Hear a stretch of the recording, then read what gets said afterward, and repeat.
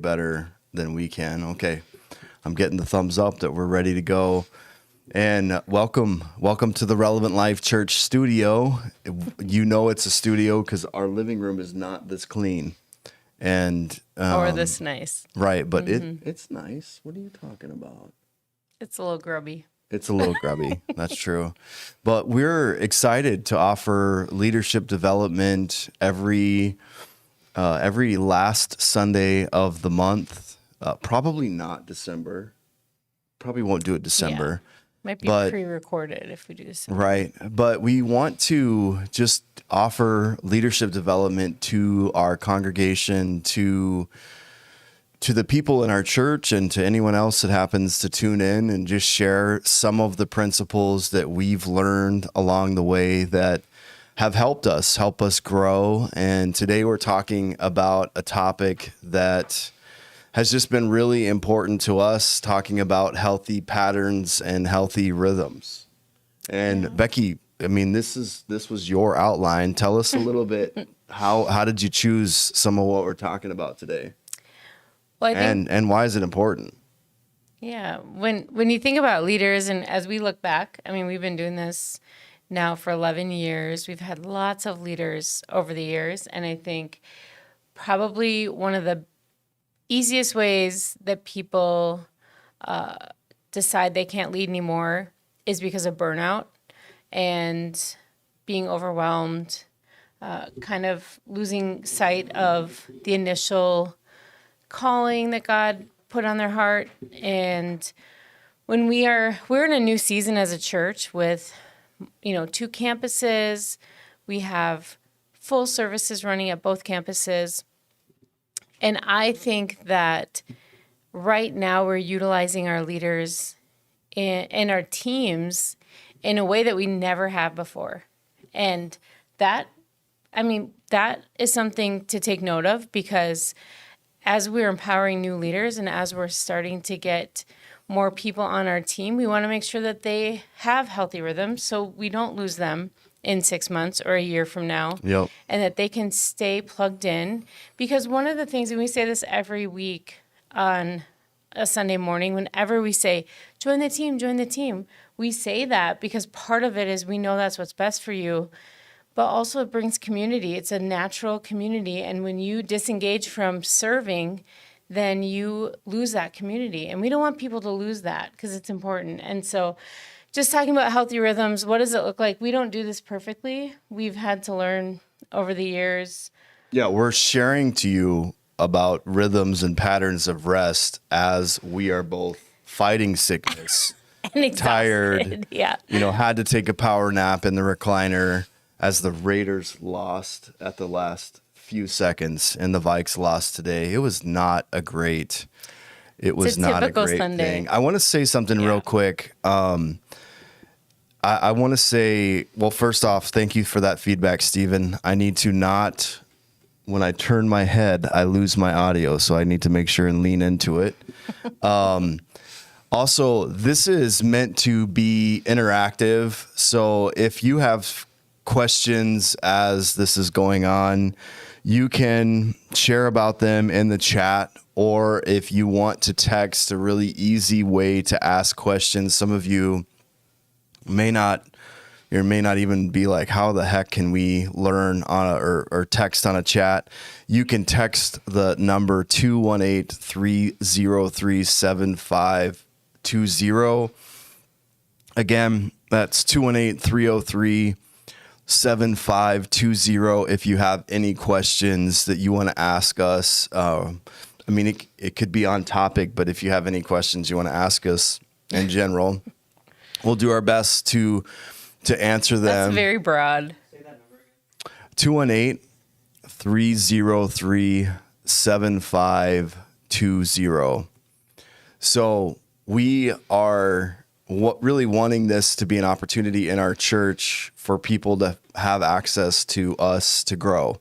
And this is the way that we can get in front of literally hundreds of people at one time to be able to give them access to do that. So we would love for you to ask questions when and if you have them. And So let's go ahead and roll with the content. Beck, the first thing that you mentioned when it comes to establishing healthy patterns as a leader is one that we would say, of course it's the go-to, it's really important, but one that can be, even it came up in Engage today, easy to forget, and that's staying connected to God. Connected to God. Jesus says in John 15:5, I am the vine, you are the branches. Those who remain in me and I in them will produce much fruit. Apart from me, you can do nothing. I think actually, too, this whole staying connected with God, there's an idea that the longer you serve God, the easier it is for you to be connected with God. And I think you have to remain just as disciplined the longer you serve God, because I think it's actually easier to fall back on your giftings, to fall back on your previous knowledge, to fall back on your previous experiences, and even in some ways to kind of wing it, as opposed to having fresh experiences with the Lord, fresh manna from heaven, and being connected. And somebody in our Engage class this morning brought up a great question. She was like, how do you read the SOAP devotions every day? And I thought that was a great question. How do you make that consistent? And she said, I print them out every week. I print out, and if you don't know what SOAP is, that's our scripture, observation, application, prayer. And she says, I put them on the table, and I have yet to have 1 week where we've done it without missing a day. And I'm like, yeah, that's normal life. Like, just because you've been serving, Jesus 20 years, I mean, hopefully your rhythms get more consistent the older you get, and you've established those rhythms and you've realized how much of those rhythms are important, but you still have to make them. And I just said one thing for me that has worked before is that before my feet hit the ground, I want to read the word. I want to read the word, and I want to, or listen to the word. I want to hear from God. I want to hear from God before I hear from anything else. So before I open Instagram, before I open Facebook, before I do anything else, that's one way that you can stay connected to God. And that was just one tip that she had. What are ways that you stay connected to God, Pastor Becky? So, I think we have to acknowledge that our life goes in seasons. So sometimes we have a lot more time on our hands than others. And some people have more time than other people. So I would say when our older kids were really little and I was home with them, that was such a struggle. But I remember one of our pastor and mentor friends, I remember her saying, you know what, when you're home with your kids and you're chasing toddlers and you're changing diapers, your prayer time might be when you're showering. That might be your time you connect with the Lord. And I thought, you know what, how freeing is that? Because sometimes you're in a season where you really don't get a lot of time by yourself. And that could be a lot of different reasons that's the case in your life. We're in a season where if we're home, we're not really alone unless one of us says, I'm going in the other room. Do not let anyone in there. Yeah. And so I think, I just want to say that because I sometimes I feel, the pain of that, the challenge of that, knowing that people don't have the freedom. One thing that I have done for years now is we kind of experienced our oldest kids were older, and we had a real calm house, and then we brought in our younger kids, through adoption. And so we had to relearn this because we were in seasons where we actually had the freedom to say, I'm going to my room, or I'm going to go to the basement and pray and read. And so, a lot of times I listen to the Bible. If you're in the car a lot, I'll put my AirPods in. Man, we took a couple trips last summer, and I would disconnect. I would forget my car Bluetooth, let my kids watch a movie, and then I would listen to my AirPods. And just so I could have time to connect and pray and just have my own time. And you can do that anytime. This is also how you read a book a week. You almost read a book a week. I don't anymore. Read. Well, I'm more into podcasts right now, I will say, because And I don't know. yeah. There's something about starting and finishing. I can't talk with my hands here, but starting and finishing something in one like sitting, or like one, like you start it and you finish it before you have to pause it. I love that. Right. And so, but that, like listening, reading, like he said, making, really just being determined. A lot of times during the school year, this doesn't really work right now because our older kids have off blocks, so my house is never empty. But it used to be that once all my kids were out the door, Travis would go to the gym and I would have my time with the Lord because my house was empty. Yeah. I'm gonna jump into the next one. Yeah.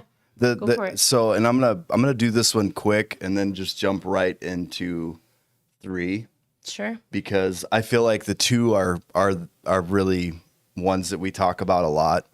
Stay close to God, stay close to people, Yep.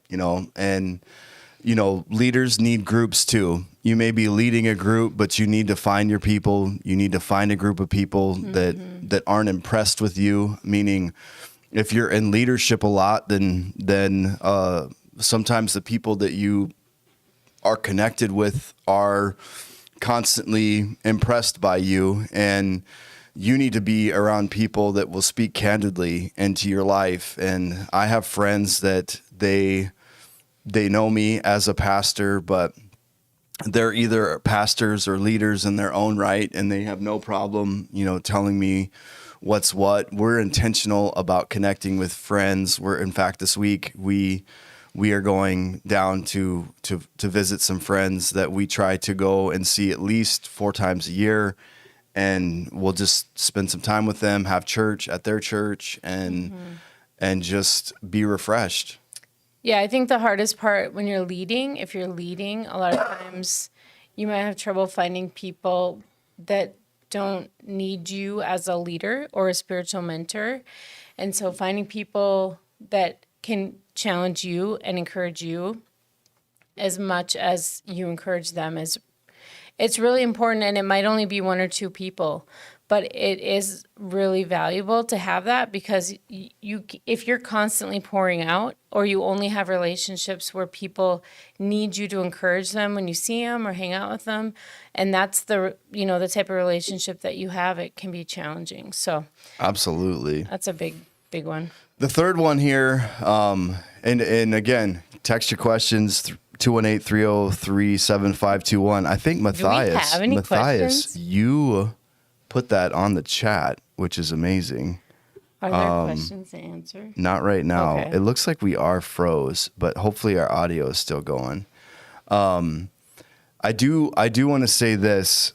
On the chat or texting that number will make this fun. If we get done early, no one's going to be sad about that. But Nobody is ever sad to be done. no, and we have plenty of content to talk about. But we do care about what's that, bro? Do you need to tell me something? Okay. We do care about honoring and valuing your time. This is a big one when it talks about like a healthy pattern as a leader, and it's one I think that you need to constantly. It's like Simon Sinek would talk about what's your why. Another way to say this is staying connected to your purpose. And I shared this with a friend of mine last night. If he ends up tuning in somehow, that's fine. I know he wouldn't mind me sharing this, but I just had this awful, sad conversation with him about his wife passing. His wife of 2 months, they had only been married 2 months. She passed away, and he's just like trying to deal with the grief and trying to deal with it in a healthy way, and just going through it and just going through tremendous amounts of pain. And I think the thing about that's really hard is when you are going through pain, or when you're going through trial, and when you're going through life, and when you're going through parenthood, and your family needs you, and your kids need you, and your spouse needs you, and it feels like, how the heck do you remember your purpose? Like, how do you remember? I think it's easy to forget your purpose. And I just talked to this guy. I was like, look, the only way that you're going to be able to get through this, the only way that you're going to be able to work through this pain and work through, you know, what's to get to what's next is to remember, why did God make you? Do you know the answer to that question? And this is something we talk a lot about in our church. And as a leader, there are things, and your calling as a leader is directly connected. Hopefully you're in a spot already where, you know, part of your purpose might be connected with the next generation. Part of it might be connected with worship or connected with helping someone specifically. We have people on our team, and their purpose is it's legit to help other leaders, and it's amazing. And we benefit from that, or other leaders in our church benefit from that. Like, your purpose is divine. It's divinely inspired and it's divinely given, and you connecting to that. And I think that sometimes it does change in the sense of God will give you a different focus, or he'll reignite it, or he'll, you know, when David was supposed to be out battling and taking land, he was caught on a roof and ended up having an affair and ended up murdering one of his homies that was in his army, like, because he forgot his purpose. He forgot what he was made for. When we aren't living our purpose, that's when stuff goes down. And so I love this scripture in John 15:6. Beck, you should read it. Okay. It says this. You got to talk in the mic. No, I know. You didn't choose me. I chose you. I appointed you to go and produce lasting fruit so that the Father will give you whatever you ask for using my name. I love that verse because it's talking about lasting fruit. And one thing when you talk about purpose, as you were talking, it made me think of this. Sometimes you have to go back to when you said yes to God. You just have to go back to that moment. And a lot of times we say things like, you know, we want people to know that they know they're supposed to step into whatever it is. So for us, like church planting, when it was really hard and nothing was coming together before we launched, and we were just like, what is going on?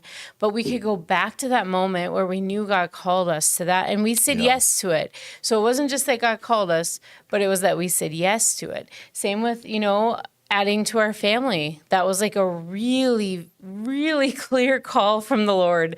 You are going to pursue this.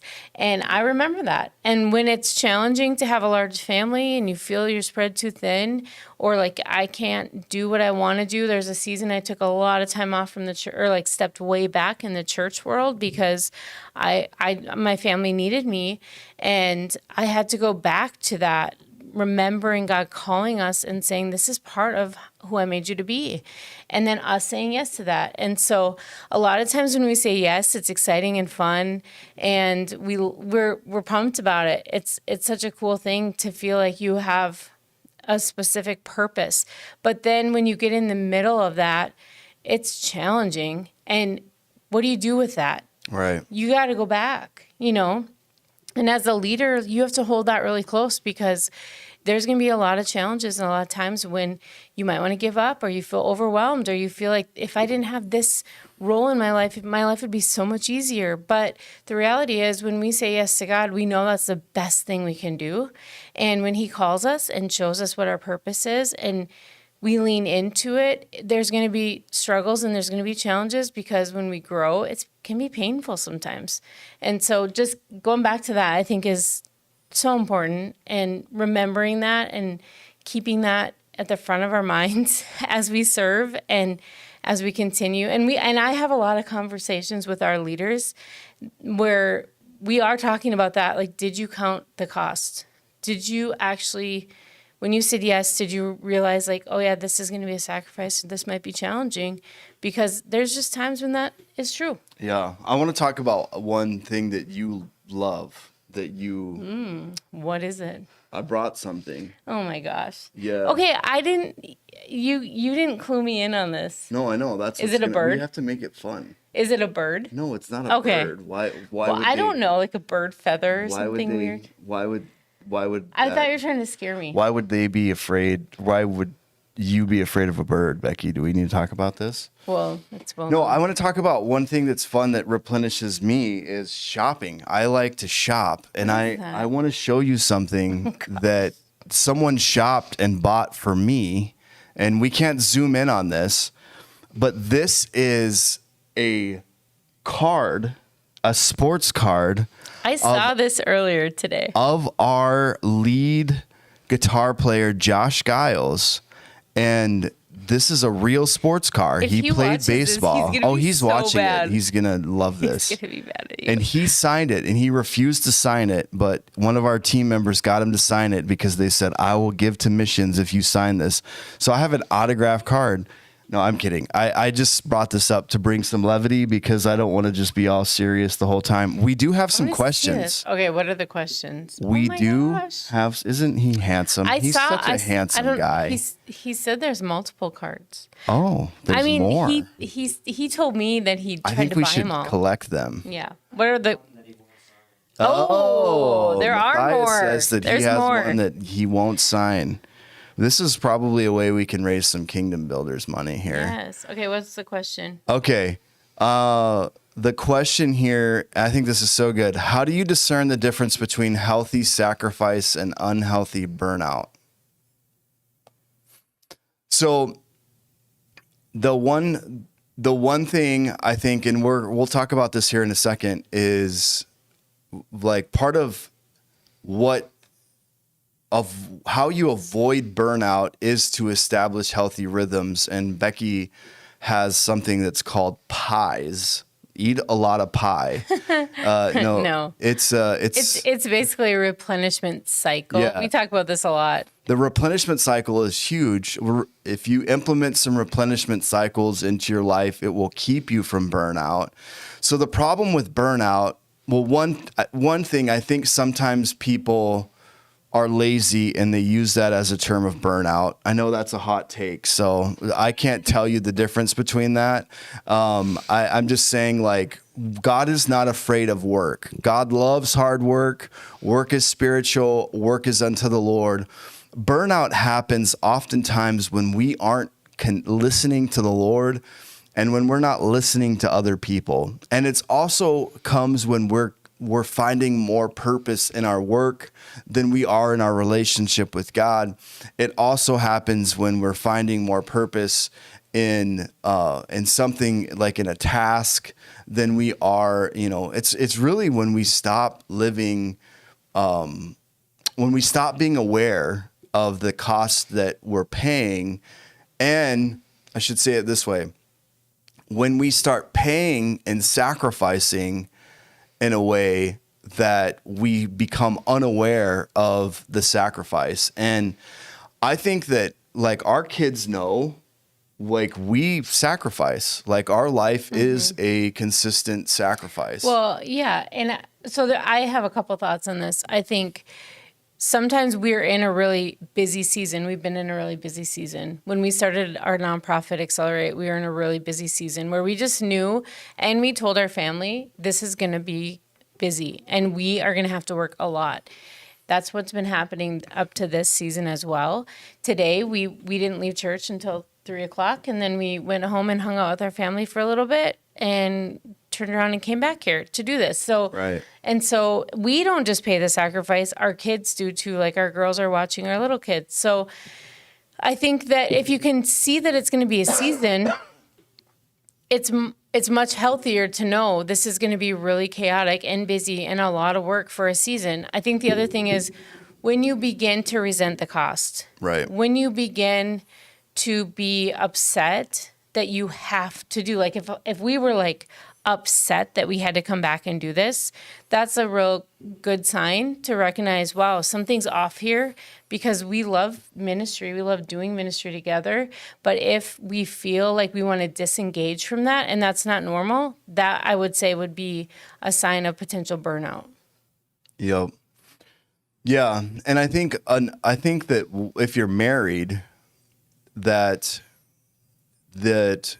it's really that one thing that will help with this is communication. And because sometimes our spouse can get resentful, and then the ministry can end up being the one that takes the hit, but it's actually us that hasn't been the person that communicated, ahead of time. And I've seen that not just like when we've been working here, but where it was like, oh, I told you about that. And it was like, no, you didn't. And, and then I'll do something snarky. Like I'll just be like, she'll be like, put that in the calendar. And then I'll just put on the calendar. Like I'll just block out the whole next year and be like, it's in the calendar, Isn't that snarky? That's such a snarky. It's so annoying, actually. It's such a snarky thing to do. Really annoying. This is real talk. This is like you get to see the dark side of your pastor. But I think that it's important to communicate to your spouse, because if you're not communicating to your spouse what's going on and even the why, like, hey, this next season, like the worship team right now is having to sacrifice a lot. And most of our teams, they get to kind of anchor at one campus, and a lot of our worship team has to go back and forth. Matthias was in Moorhead this morning, partly because he's still working with other worship team members that are in Moorhead, and we don't want him to be disconnected from that campus. But Fargo is where he will anchor.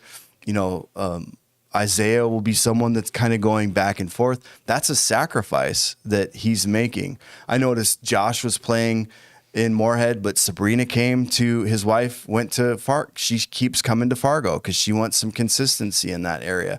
Like that's a sacrifice. Mm-hmm. But part of what we're communicating in that area is we're hoping to build the team over this next year so that eventually maybe we could anchor, if that's a possibility, or if it's what's best for the church, for them to anchor at teams at both campuses where we won't have to do that in the future.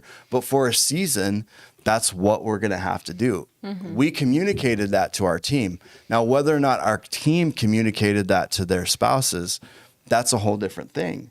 And if they don't communicate that, then what ends up happening is the spouse will feel the hit of that. And then the church or the ministry or the work or insert whatever will be the bad guy. And that's the part where we have to be careful, because in ministry, here's the thing, like everything comes out of your marriage. Like if you're married, everything comes out of your marriage. And so even if your spouse isn't serving on that team or isn't serving in leadership, if you're a leader and they aren't aligned with what you're doing, it can really cause a lot of problems in your marriage. Mm-hmm. And so we really think it's so important. Like if you're out of alignment with your spouse, we would say however we can help with that, let us know. But you got to stop and pause and work that out, mm-hmm. because God's will is for you to have a healthy marriage and not to love ministry more than you love your spouse. I don't think you have to pick one or the other. I think you can work with your spouse mm-hmm. in ministry, but it does require communication. Yeah, and your family too, not just like your spouse is a huge part because they set the tone. You set the tone as the married, couple in your household. But man, our kids, we got to listen to them when they're saying things like, "This is too much. It's too much for me to have to bring, the little kids, and I'm trying to serve," or whatever, or I worked a closing shift last night and now, I know I'm going to be in charge of all of this today, so we have to be aware of and listen to our family members because they see it all up close. Let's go into the next. Do you have another question? I do, but I want us to get to the pies real quick. Yeah. You want to jump into that? Yeah. Pies. I know I've never seen this before. I don't even remember. Can you say it like a Southerner? No, I don't speak Southern. You should. It will make the podcast more interesting if you do. No, I'm not. I'm sorry. Okay. Let's try different ways. That was a fail. To make it interesting. Okay. So this is basically just an acronym for some different ways that you can keep some healthy rhythms. And so P is physical replenishment, I is intellectual replenishment, emotional replenishment, and spiritual replenishment. So, those are, you can probably get a good idea of what that means, but I'll just share a couple examples. The thing here too to think about, and we did this, we actually went through and created a replenishment cycle with A coach. A coach, yes. Yeah. I was trying to remember, that was a while ago. But you have to create these cycles that happen daily, weekly, monthly. Sometimes it's a yearly thing. So for us, one of the things for us was, like for me, daily, one of the things I would say is I need space without people for at least a few minutes, like half an hour maybe. But, there's just things like I know I need that every single day or I'm going to be feeling it. I think one thing to say before we dive into this is we can share general like parts of these, but every single person has a different way of how they are physically, intellectually, emotionally, and is the last one spiritually replenished. And so part of it is you have to go on and evaluate and have some self-discovery to understand how are you replenished? Because some people don't even know how to answer that question. Like, what fills your cup? And listen, I love to binge watch TV, but that might meet like a need, like a instant need, A hobbiting need. like I'm. That's not a part of the acronym. But it's not necessarily like it isn't necessarily like a healthy like what's gonna like replenish my soul. And so I think that it's so important to know that you might need to do some self-discovery in what, when it comes to the gym or working out or like a physical thing. If you don't like the gym, then don't go to the gym, but figure out some other way that physically, like for me, I have to take naps on occasion. Like I just am the type of person, I sleep terrible at night, and starting to preach 3 sermons a day. Every day. A week. I have had to start coming home and take a nap on Sundays because I typically don't sleep well on Saturday nights either. So like however you need to replenish, you've got to kind of discover that. Yeah, and you want it to be something that's really attainable too. Right. I mean, we can write down all of our goals and ideas about these things, but if it isn't something you can actually do every day or every week or every month or yearly or quarterly, whatever it is, then obviously we have to reevaluate that. So like you talked about the physical, gosh, I'm so much nicer and happier. Tell us what you like to do for physical I like to working walk. out. I like to walk. Do you like to lift heavy weights, Becky? No, I don't like the gym. It's like stinky. I've and tried. Germs. I've been like, go to the gym with me, and she's like, stop asking me. I know, and I will do like the cardio there, but I don't know. It's just like a lot. Like when you have to spray down all the germs after. I don't know.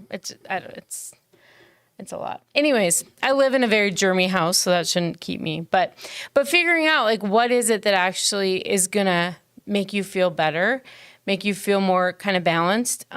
So much research about mental health when it comes to like you doing something consistently physically. Like if you do something consistently physically, working out is such a huge part of that. Becky told me the other day, it's been a while since I was in my gym routine, and she just told me, she goes, you need to go back to the gym.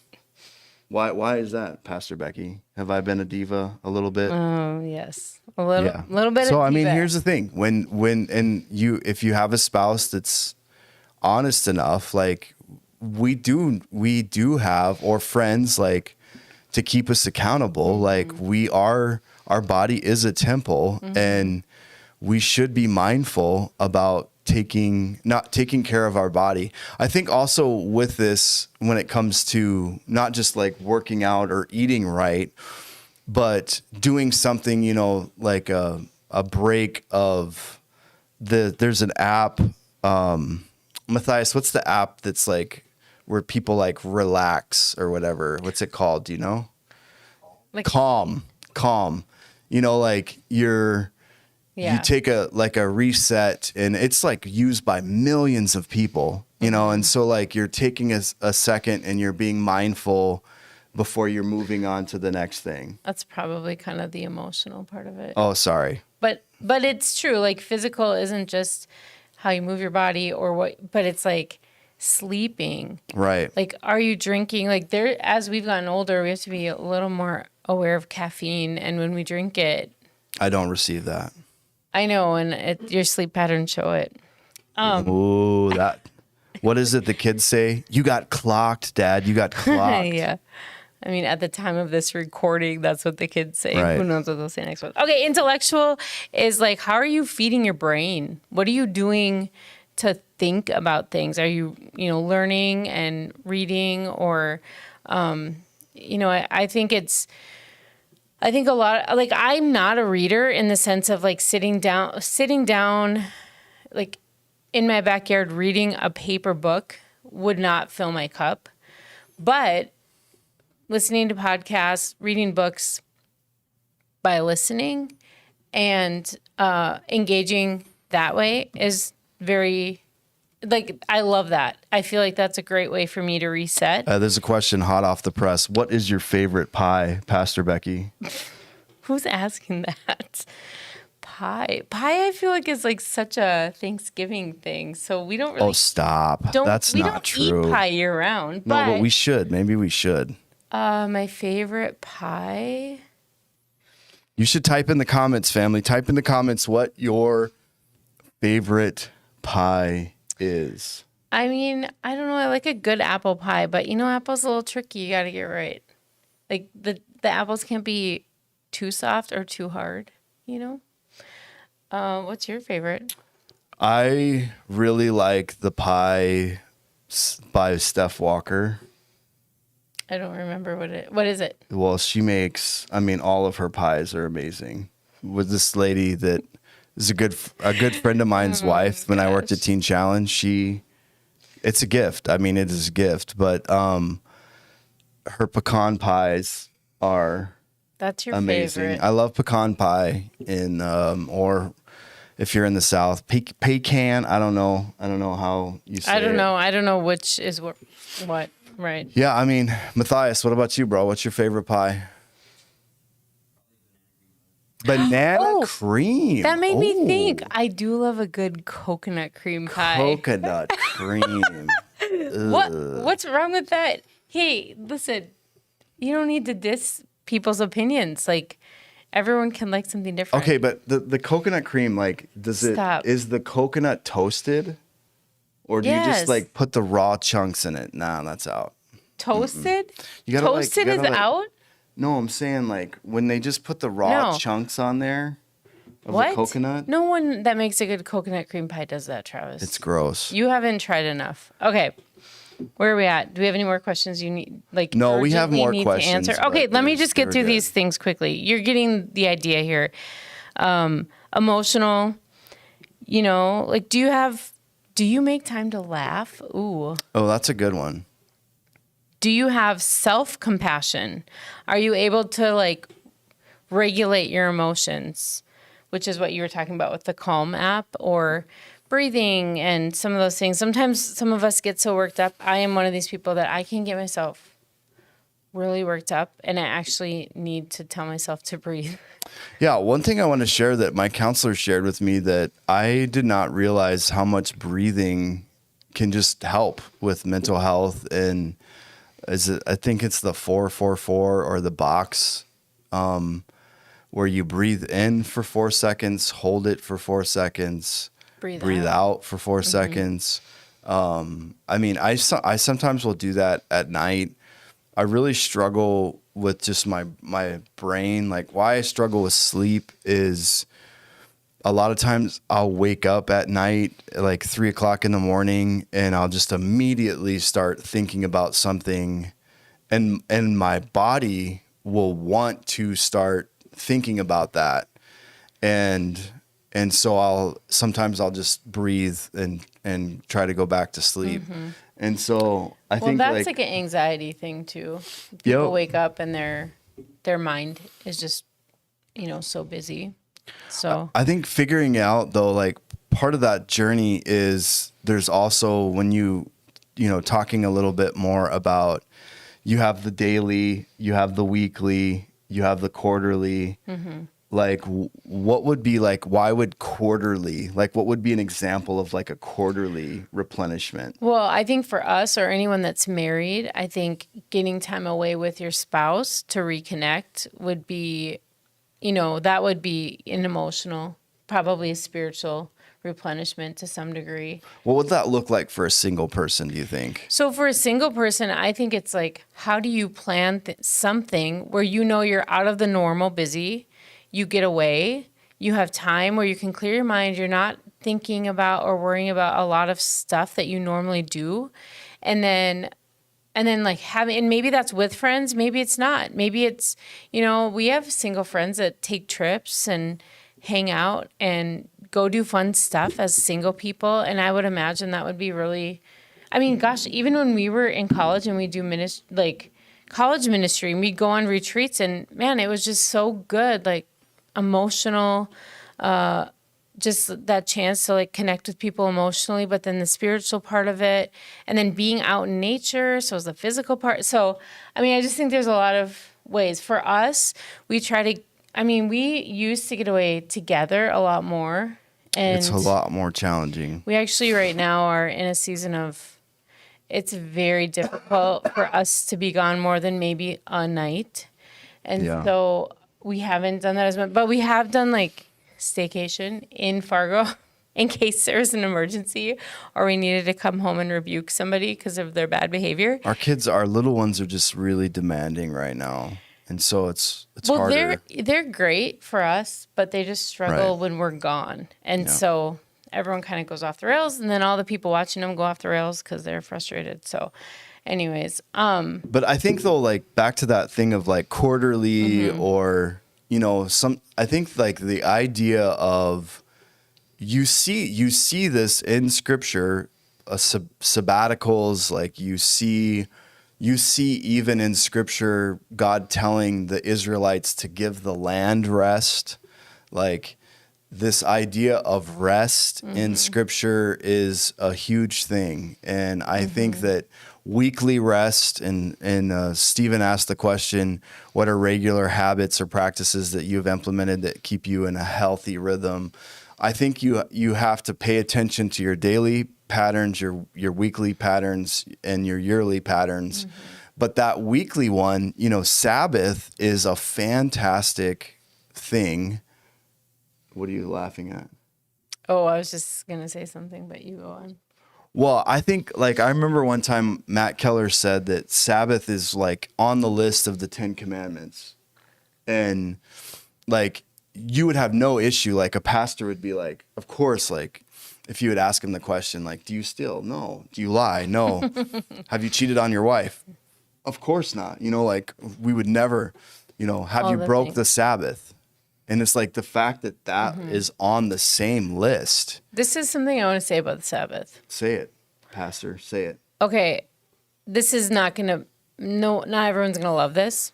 But if you want to be able to have a Sabbath, and by Sabbath, let's just describe this for a minute, a day where you rest. Like when God created the world, he rested on the seventh day, there was a break from all the busyness. And it is a way of us setting aside work and all the things we're responsible for to trust God that everything that needs to be done will still be done. Of course, we work hard when we are not Sabbathing. But I will say this, one of the biggest ways to ruin your chance of having a Sabbath is by not taking control of your kids' calendars. Oh. And whoa. Yeah. Being really diligent about saying yes and saying no to things. Because right now in our culture, sports, youth sports, which I mean, don't get me started on this, but youth sports are taking over the small amount of time we have together as Well, then families. we can say this from our family. Yeah, and we've been really careful about it. But literally yesterday, Travis was gone, and I packed up our 5 kids, drove out of town for a football game, which was fun. It was super fun. But it wasn't how I want to spend my Saturday mornings. When I think about how do we do a reset as a family, that's not it. Yeah. It's everybody has a slow morning. We cook some brunch. We hang out. We reconnect. Those are the things that we think about with Sabbath. And so if you are not able to take control of your kids' schedules, you are not going to be able to consistently have a Sabbath. And here's the thing. You as an individual Sabbathing is important, but just as important if you're married and have kids, you got to figure out how to maybe it's not a full day.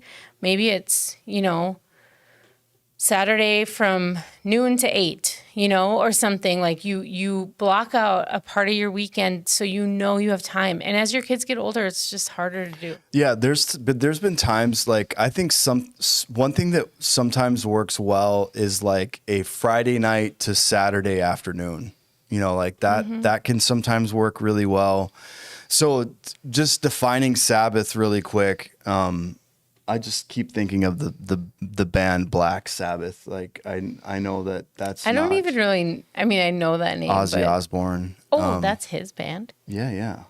Oh, Matthias is laughing. Yeah. I was not into that kind of music. Yeah. Clearly. We know. What were you listening to, honey? I mean, in high school, it was country. Can you sing us a country song No, from I high don't school? sing anything into a microphone ever. Oh, okay. Sorry. That's very disappointing. I'm sorry. What was your go-to band during the same time? No, I don't know, Trav. Tell me a country band during high school. Like Garth Brooks was like, I'm gonna age myself here. Come Garth on. Brooks. No, stop. That's okay. too commercial. Well, like all that era, like the 90s country. I don't know. See, I'm very bad at I do not remember people's names. Or I can't This even is remember. why you could sing a song. No, I can't remember people's names. I don't remember song lyrics. I mean, it's not good. Okay. All right. We should move on. Yeah, we have a couple of questions too. Okay. But Sabbath is to stop producing. Mm-hmm. So it's to stop producing. And so it's I think there's a few keys in it.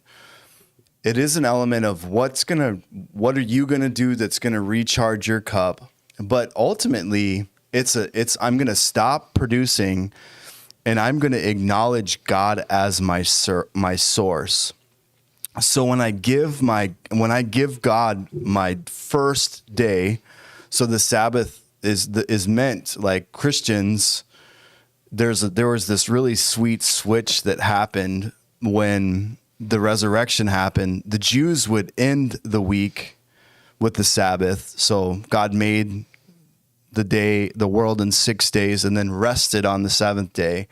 Christians switched that during the resurrection because the Jews ended the day with rest. We started ended the week with rest. We started our week with rest. The thought was like, Jesus has won everything. And so we want to start our day with this idea that Jesus has won everything. And so I'm connecting with Jesus.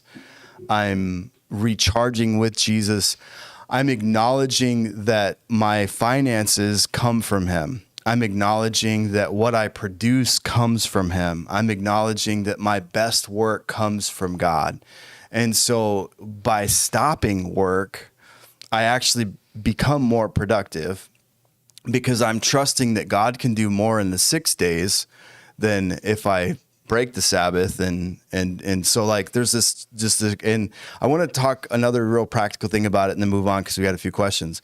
But some of our team serves on Sundays. Mm-hmm. So like a lot of Christians, their Sabbath would be on Sunday where they would come and they would worship, and you might have to get up and that would be a part of your sacrifice is you're giving up, you're producing, you're leading a team. And I would say to that, you would want to make sure that you would take time either on Saturday or Friday or Monday, or take some time, maybe even if it's a Monday night, you don't schedule anything else, and you're taking time to reset, you're taking time to reflect, you're taking time to be charged by the Lord, where no one needs anything from you.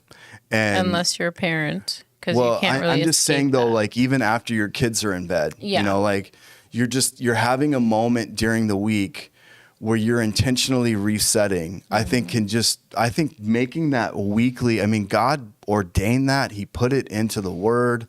There's such wisdom in having a weekly Sabbath that I think is we just don't talk about it.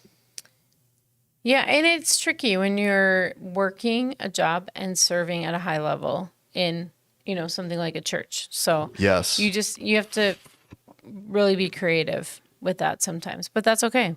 I think God will help us. It's Okay. very important. We have another question here.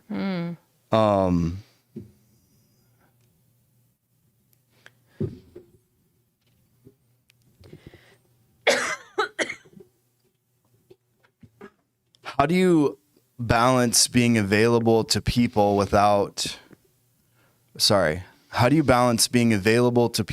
with not being always available? You probably should answer this. I'm not available if I'm not available. Like You should explain that a little bit. Okay, I need a drink. You talk for a minute. So Becky doesn't have any problem, just like if someone texts or calls, or she just will ignore it. Like she does not, she doesn't Not care. in a mean way, not like in a mean way, but like No, then that bothers me. Like I would not be able to rest. Like I could not, I don't like that. But like, so one thing, this is really key, especially, you do get to control how much people have access to you. So not everyone has to have your phone number. Like everyone has like different values, right? There's sometimes I will give my phone number away. There's sometimes I won't. There's sometimes that I will add someone on Facebook. Social media is a really easy way to give someone limited access to you. Now, if someone, and this actually happened recently, someone has access to me on social media, but they used that access to me in a way that wasn't fruitful. And I corrected them, and I just said, hey, this space that we have, it allows us to have a conversation. But when you asked this question, I already answered your question. And so when you asked it again, it was because you didn't like the answer that I had already given you. And so if you want to have access to me in this space, if you want to have access to me, then you need to respect the space that I've given you. Mm-hmm. And so I think the thing is like the how much access you give to people, you have the ability to control that, right? Like even if they're on social media and they don't respect your boundaries, you don't owe anyone a response on social media. You don't owe anyone a response on a text. I would say if they serve on your team, you want to make sure you communicate your boundaries. Like, let's say you do have the boundary where you're with your family, which you should. Hey, I have my phone off at 5:30 to 8:30. I don't answer any text because I'm with my kids or I'm with my whatever. And you can text that at 8:30 that night Right. if you need to. Like, I just think I give my phone number out almost to anybody that asks because I really will not respond if I don't want to, or I will just say like, that's, like kind of what you said. Like, I'm just like, we're not BFFs. And you can always block someone. You can always, if Right, it that's gets what out I'm of saying. control. Like if it gets out of control on social media, you can unfriend them or Yeah. block them. And But you also, so there's, it depends on, and I don't know what this person is asking about specifically, but I think for me, because I don't think this person is talking about social media. just in general, Yeah. I think as far as my schedule goes, I'm very selective of who I meet with, not because I don't like meeting with people, but my primary responsibility in my role is to our staff and leaders. And so if it's somebody outside of that, then I do make exceptions. And I consistently do, especially if it's someone new or somebody that, or like I met with someone this summer that has been coming to our church for a long time and they've never asked me to do coffee. And I was like, you asked me, you've been coming forever. Yes, let's do coffee. But I'm really selective in that sense. I mean, my schedule is very limited.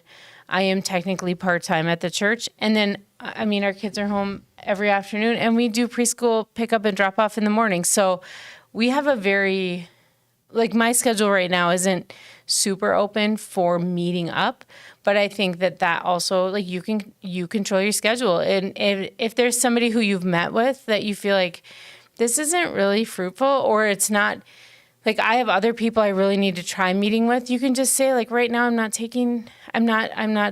doing coffee with people. I don't have time in my schedule. And it's true. I want to say a couple things, and we're primarily talking to leaders here. So, leaders, you should be spending time with leaders that are going to help move the mission forward. Mm-hmm.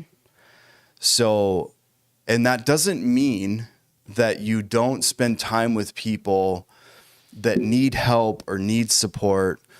But sometimes people that need a lot of help or need a lot of support, they don't have an awareness of how much time they can take of yours. Mm-hmm. And a 1 hour meeting can turn into a 2 hour meeting. And you actually might find a ton of fulfillment in that. But if you're struggling to fill teams and you're struggling to multiply yourself, then there's a disconnect there, because helping people is so important. But the only way that we're going to continue to be faithful to reach more people in our city is to reproduce ourselves. That's mm-hmm. So Jesus invested in 12 people, but he didn't just invest in like the poor and the needy and the people. He also invested into 12 men that were going to that take the gospel into the whole world.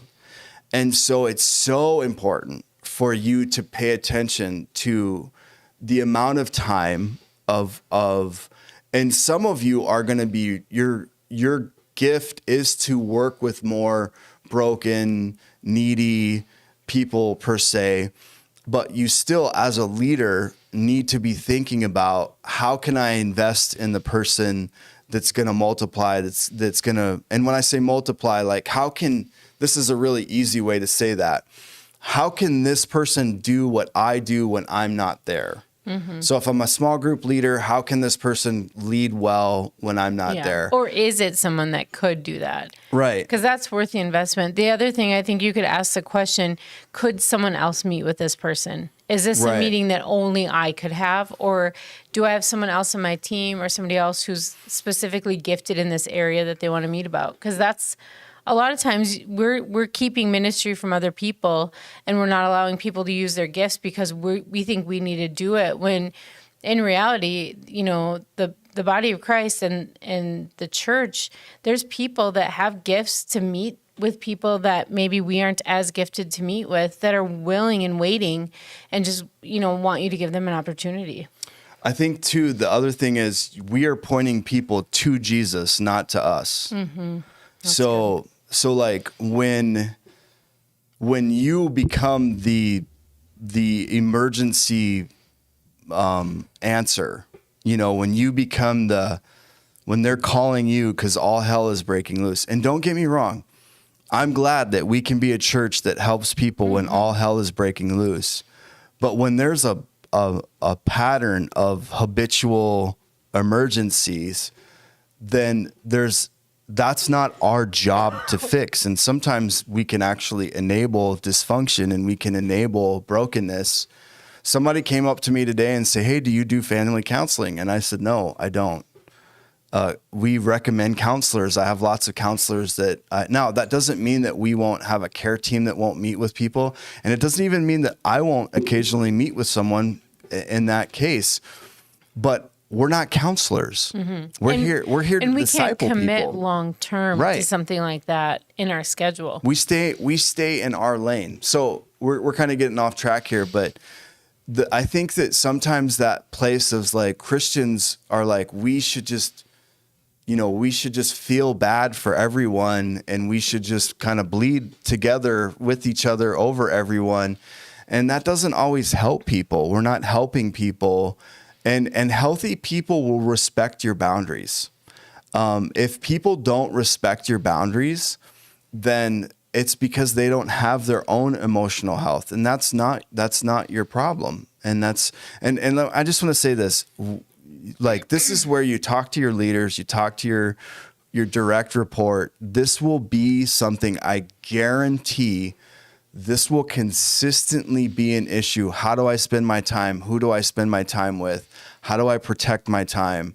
Those questions, whoever asked that question, really, really, really important question. All right, we should move on. Hey, make sure you get your questions in. Again, I'm going to tell you the number, 218-303-7520. You can put it on the chat.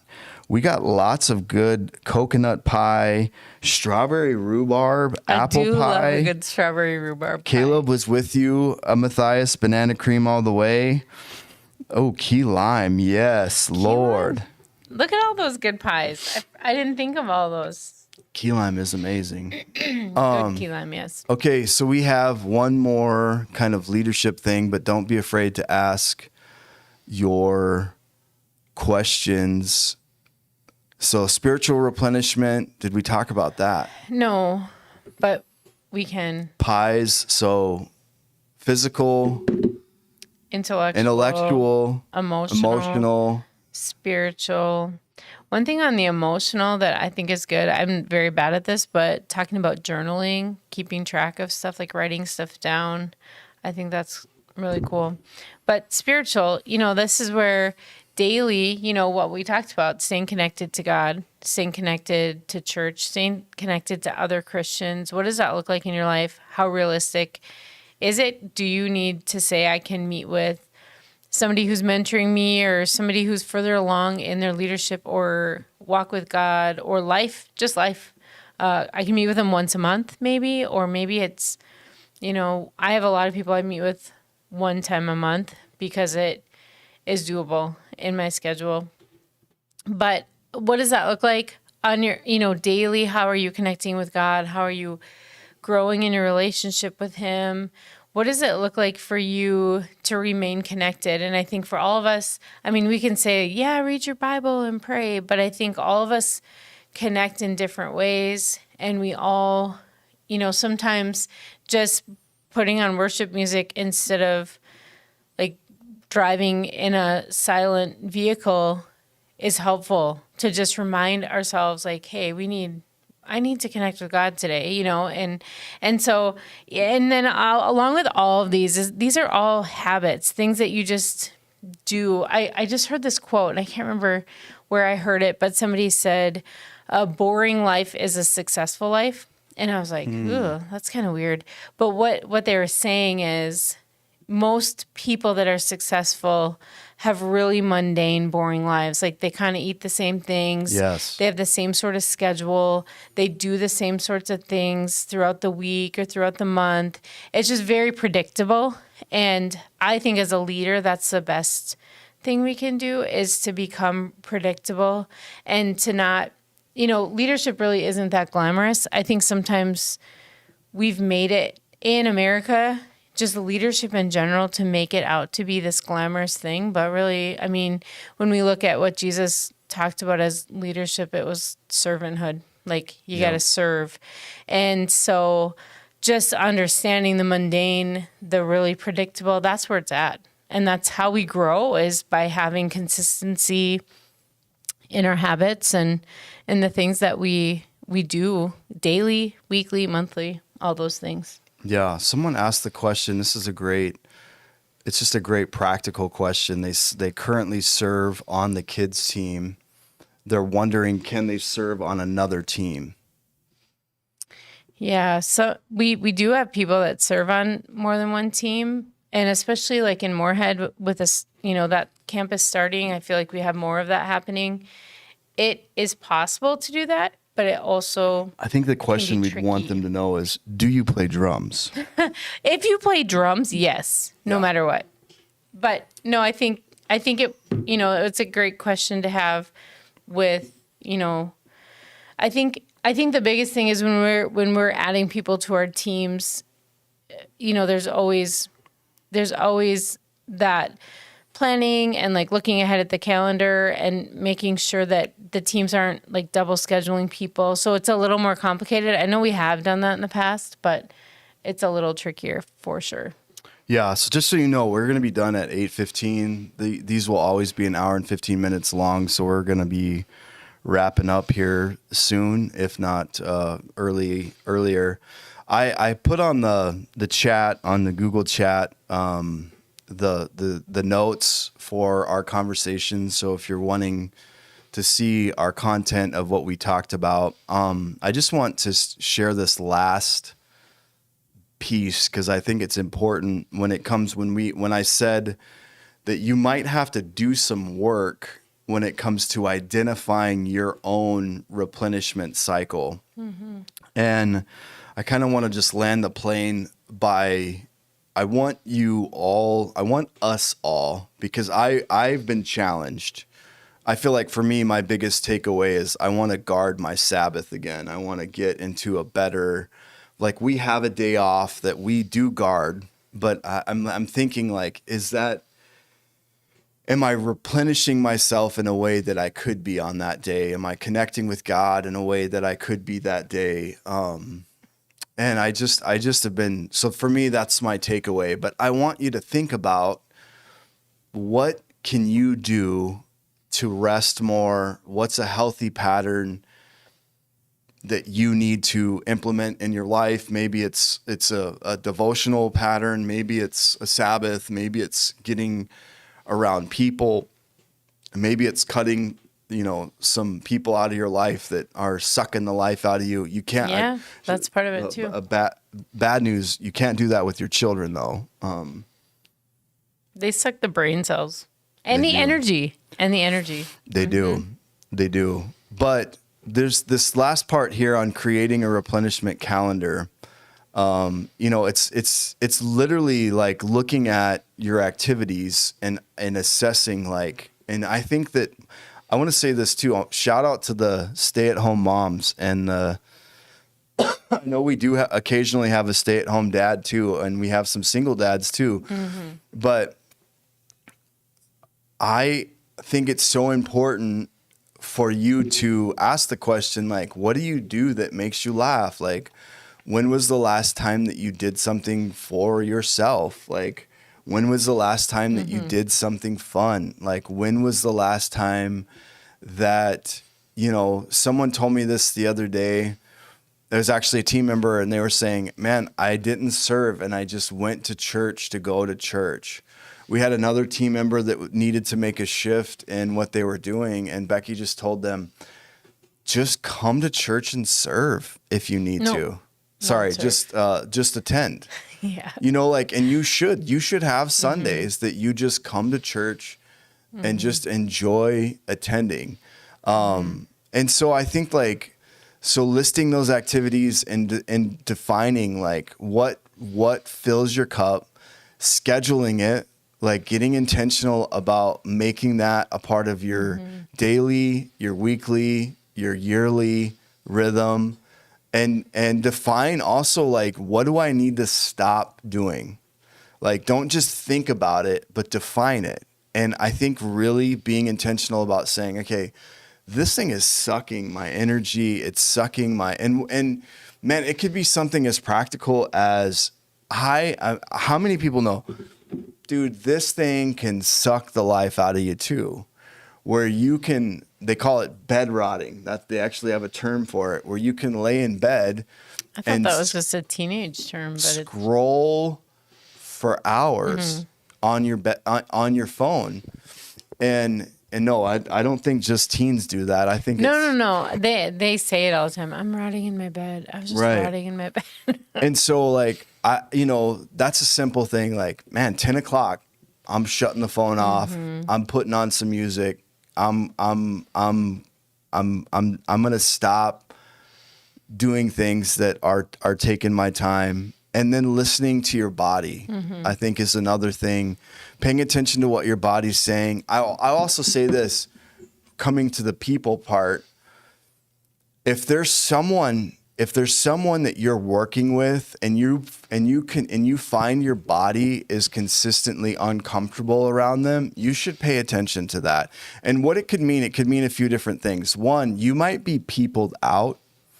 Like it might be time for a break where you really need to take inventory that you just are generally peopled out. There might be something that this person is doing that's triggering to you, or it might be the Lord saying, hey, you need to have someone else with you when you're talking to this person. There'll be times where I'll grab Becky and go, hey, or I'll grab another staff member because I'll sense that, I'll discern that, and I'll grab another person. You need to pay attention to your body's cue, whether it's about a person, whether it's about a situation or an event. We want you leaders to be rested. We want you to be at your best. We want to do this with you for the rest of your lives. We believe God doesn't have less in store for our city. He has more in store for our cities. But we want to have fun along the way. We want to be rested, and we want to enjoy this along the way.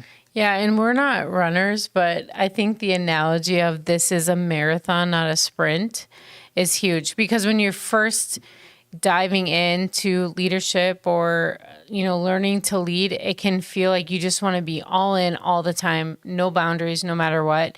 But we want this to be a long-term thing. We don't want you to just serve for 6 months, get burnt out, and then just say, I'm never doing that again. And so, but the way to do that is to do what we're talking about tonight. And so, yeah, we've been through this, and we do have times where we're like, I think I'm peopled out because I'm kind of dreading this, like fill in the blank, whatever it is, event or whatever.